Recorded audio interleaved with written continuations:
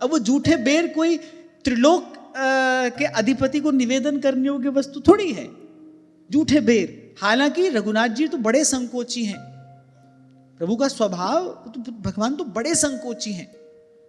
इसीलिए गोस्वामी जी कह रहे तुलसी कहूं ना राम से साहेब सील निधान। आप कभी मानस में, कवितावली में, गीतावली में जो गोस्वामी जी ने प्रभु के स्वभाव का वर्णन किया है, आप कभी पढ़कर देखो। भगवान तो बड़े संकोची हैं। अब मान लो किसी के यहां गए, पहुनाई हुई, किसी ने सुंदर सुमधुर व्यंजन परोसे, हम भी पूछ लेते हैं कैसा बना है खाना, पूछ लेते हैं ना कैसा बना है सब। नहीं तो अतिथि अपने आप ही कह देता है, अगर थोड़ा शिष्ट है तो वो स्वयं ही कहेगा अरे वाह सब बहुत बढ़िया है। तो रघुनाथ जी जहां जहां पहुनाई हुई सब जगह पाए प्रसाद, सब जगह बड़े प्रसन्न हुए और जो पाया उसकी प्रशंसा भी की, लेकिन साथ साथ सदा कहते रहे पर शबरी के बेरों जैसा स्वाद नहीं हमने उसके बाद कहीं पाया। अत्यंत संकोची श्री रघुनाथ जी अगर ये बात कहते हैं, क्या खिला दिया होगा शबरी ने, ऐसा क्या निवेदन कर दिया होगा, ऐसा क्या होगा उन बेरों में। वो बेर कसैला सा फल वो त्रिलोकीनाथ को निवेदन करने योग्य वस्तु है, वो तो न के बराबर नगण्य वस्तु है कि भगवान को वही याद रहा, आज तक याद है। आज तक भी कहीं अगर भगवान को भोग लगाया जाता है ना, तो इन दो का स्मरण अवश्य कराया जाता है, भिलनी के बेर और सुदामा के तंदुल। और फिर क्या सूरदास जी कह रहे साग विदुर घर खाई। आज तक कहीं भोग लगवाओ भगवान को तो इनका स्मरण कराया जाता है भगवान को, तब भगवान देखते हैं उस वस्तु की ओर। तो कुछ भी नहीं चाहिए भाई। इसीलिए इसी बात का विचार करके बार बार आपको कहता हूं कि हमको प्रकट सेवा तो करनी है, पर कैसे करनी है इसका विचार हमको जरूर करना चाहिए।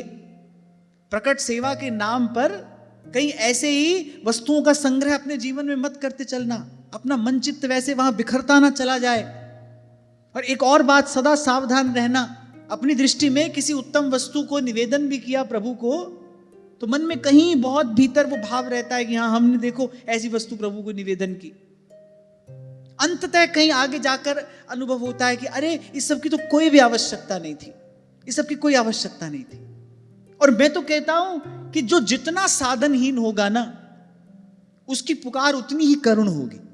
जो जितना अयोग्य है, देखो भक्ति का देश बड़ा विचित्र है, जो जितना साधनहीन है, इसीलिए तो भगवान ने कहा मैं कृपा ही करता हूं, और जिस पर कृपा करता हूं उसको ऐसा ही बना देता हूं, धन हरण कर लेता हूं, सब संकल्प उसके मैं असफल करता चला जाता हूं, उसको कहीं सफल नहीं होने देता। और संसार तो भाई सफल व्यक्ति का सम्मान करता है। सगे संबंधी भी जो आपके हैं वो आपका सम्मान थोड़ी करते हैं, वो तो आपके धन मान का सम्मान करते हैं। आप धनी मानी हो तो सब आपके साथ हैं, नहीं तो कोई आपकी ओर देखेगा भी नहीं। ऐसा अनुभव तो आप सबने किया ही होगा कभी ना कभी। गुणमानी संसार है, तो भगवान ने कहा जब मैं उसके पास कुछ छोड़ता नहीं तो सब सहज ही उसको छोड़ देते हैं, मैं उसके पास कुछ नहीं छोड़ता। बोले बस ये देखकर संसार उसको वैसे ही छोड़ देता है। बोले वो बेचारा सब प्रकार से दुखी, निराश, थका हारा मेरी शरण में आ जाता है। और बोले उस समय वो जैसे मुझे पुकारता है ना, भगवान ने कहा तब मैं कृपा किए बिना नहीं रह पाता। और फिर उसको शरणागति का जो फल है, शरणागति का फल क्या है? परमानंद। बोले फिर मैं उसको दान करके उसको सदा सदा के लिए निहाल कर देता हूं। यल्लब्धवापमान अमृतो भवति, सिद्धो भवति, तृप्तो भवति।